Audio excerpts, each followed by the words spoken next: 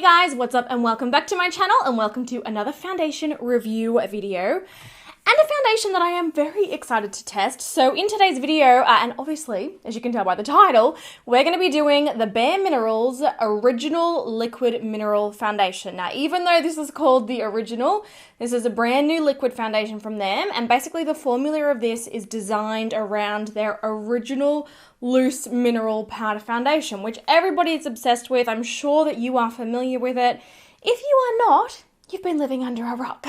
It's basically like an iconic mineral powder foundation that it was launched back in the 90s.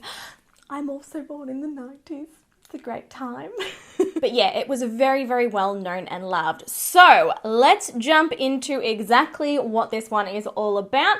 I did post on my Instagram stories and I had heaps and heaps of you wanting to see a full in-depth first impression wear test and all of the information about this foundation, obviously because there are so many of you who are very, very loyal to the original loose powder one. So yeah, let's jump into this. Now this video is going to be like all of my other foundation reviews and wear tests. I'm going to be talking about the formula, what's so good about it, what are the claims that they're making. We're going to apply it to my skin. If you are new here, I have an oily textured skin type. That's what we're working with. So, not all foundations work with my skin and not all foundations look good on my skin.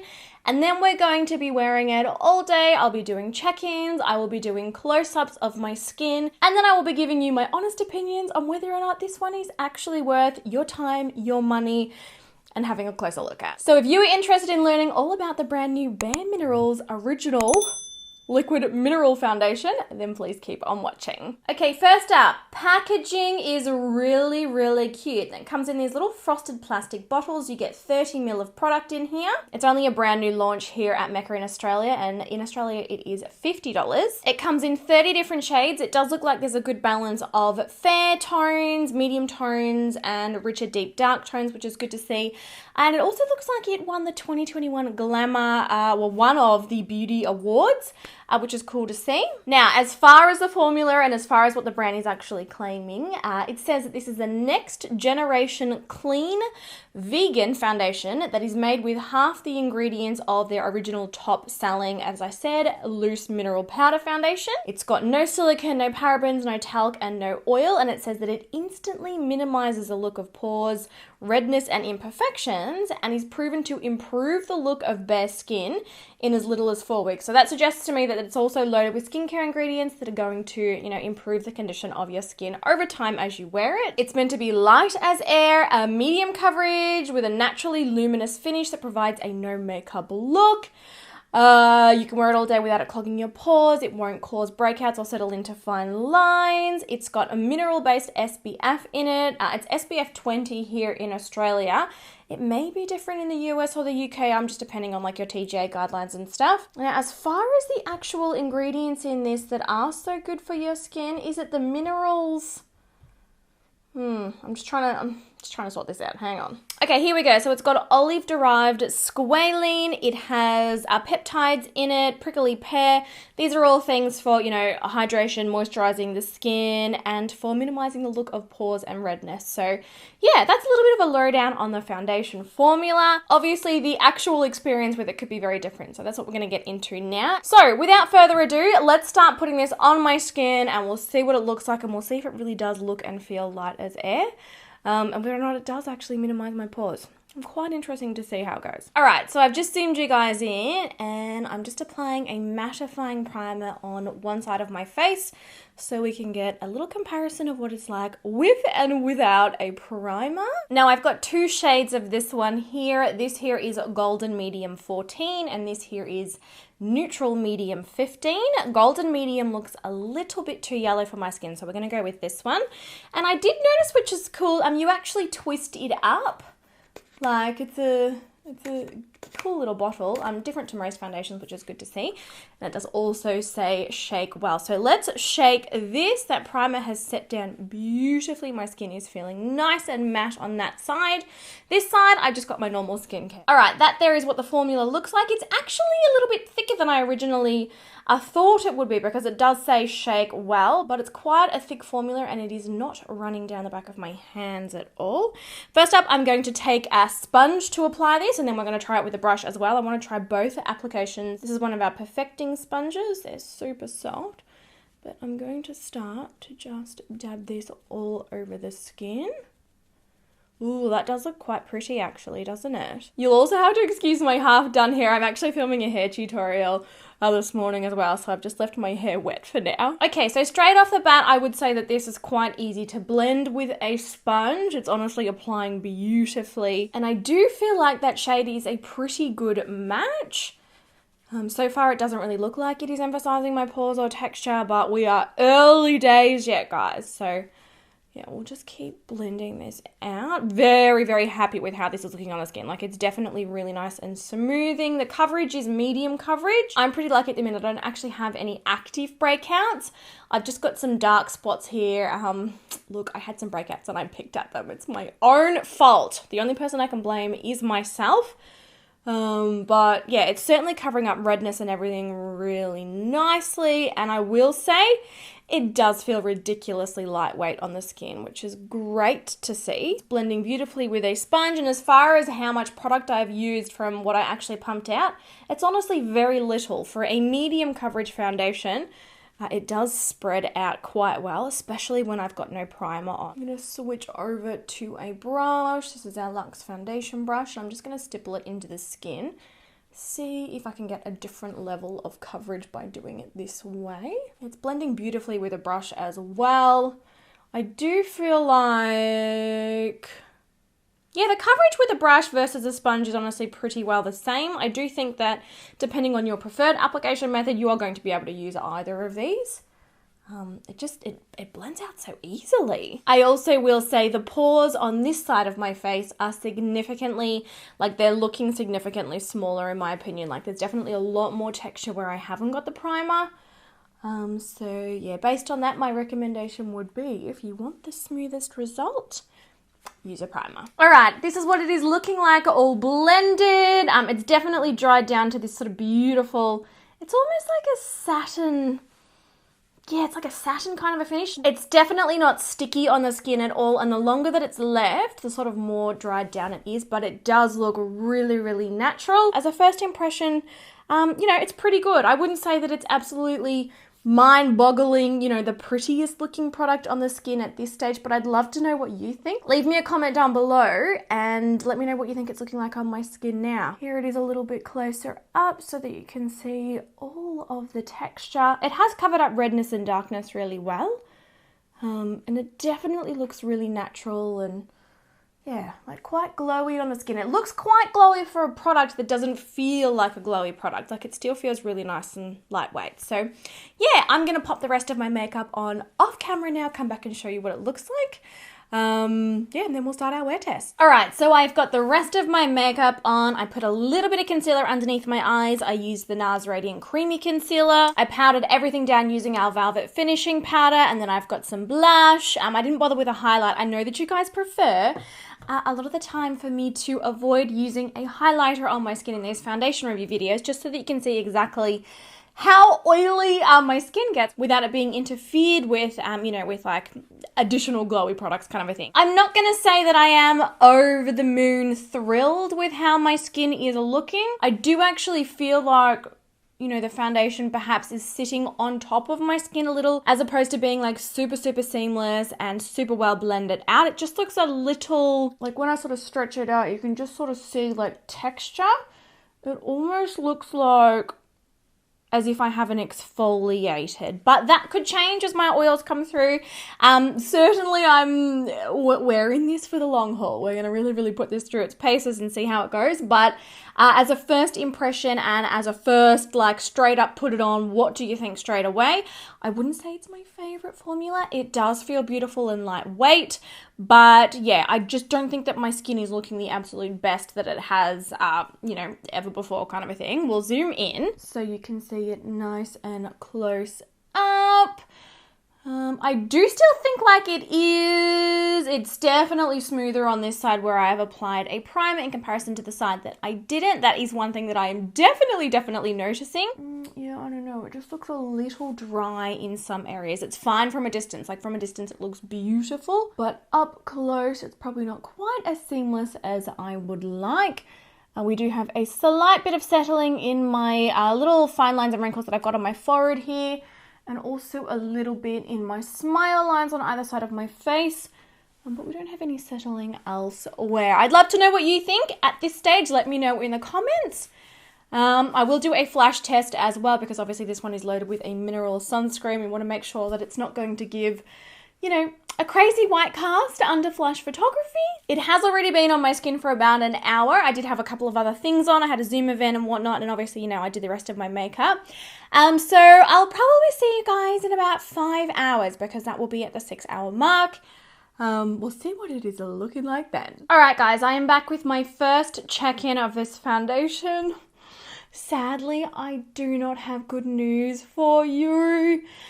It is almost as if my skin is completely rejecting this formula. It is all cakey, it is all separated. You can see it sitting on top of my skin.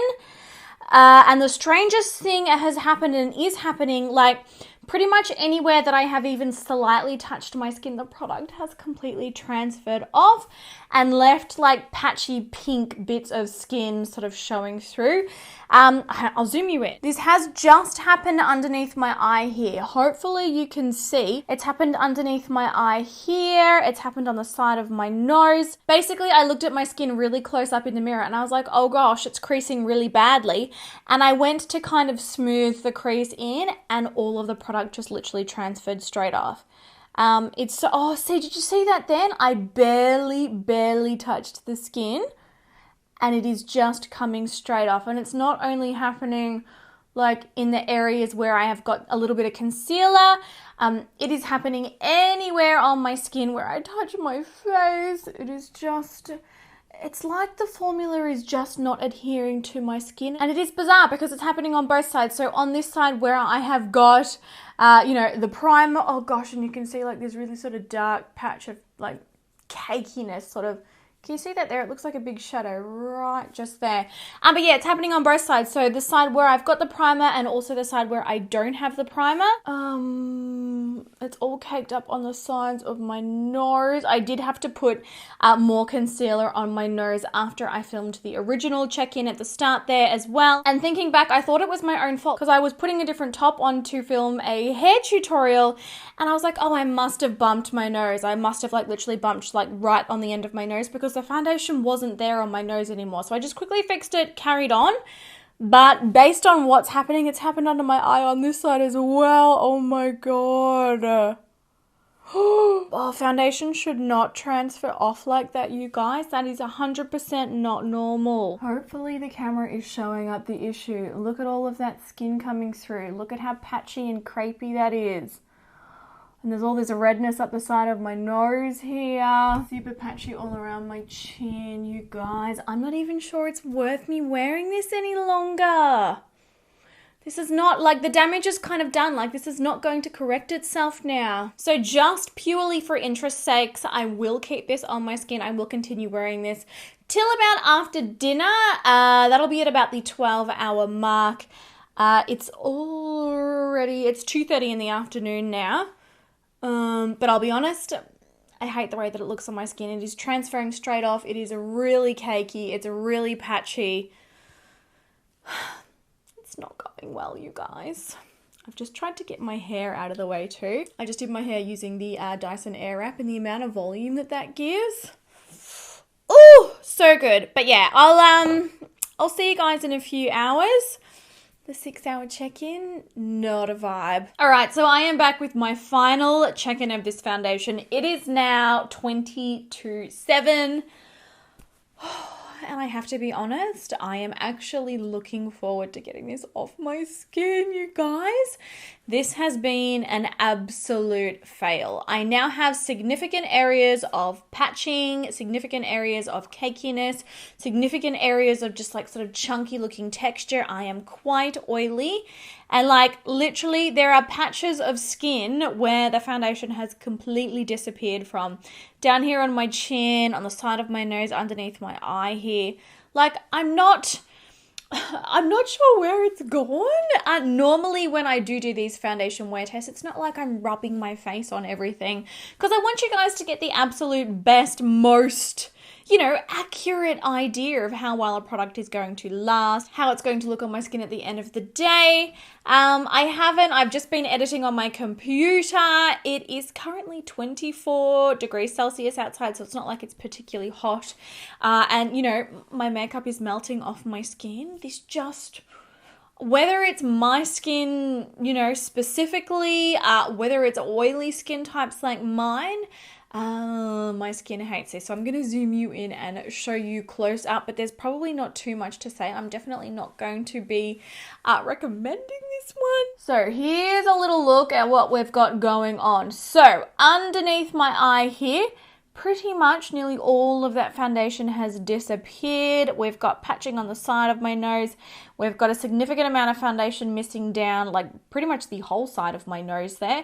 I have not worn reading glasses and I have not worn sunglasses today, so I'm not really too sure what's going on here. The situation with it underneath my eyes, like I said, it was creasing really, really badly, and I just very, very gently touched. Like even, did you see that then? Oh gosh, and stretching it, you can really see the creping and the texture. Oh, even just like touching it, like barely oh my gosh, and looking closer, I've got patches missing up here on my forehead. I've got it all missing here. I've got it missing up here. I've got it missing here. Oh my gosh, it's actually missing everywhere. Not ideal. In combination with that, we have areas of really quite significant caking.